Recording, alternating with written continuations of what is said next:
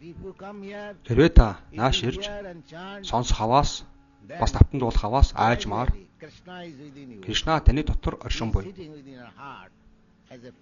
Тэрээр таны зүрхэн дотор найз нөхөр шиг тань сууж буй.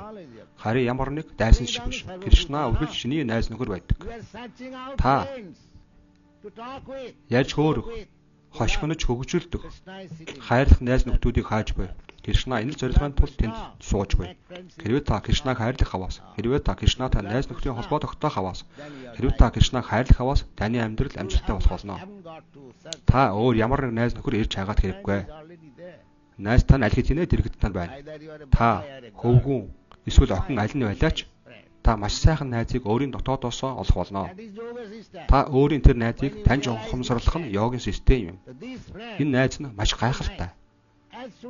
Таныг баг зэрэг түүний тухай сонсоод эхэлмэгц Шинэ утам Свакатхах Кришнагийн тухай сонсоод эхэлмэгц өөр бусад элдв дэмий зүйлсийн талаар ярих биш, харин зүгээр л Кришнагийн тухай ярих аваас Кришна маш их сэтгэл ханамжтай болох болно. Тэр таны дотоодод оршин буй.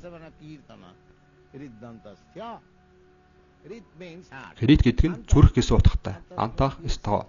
Антах гэдэг нь таны зүрхэн дотор сууж буй гэсэн утгатай.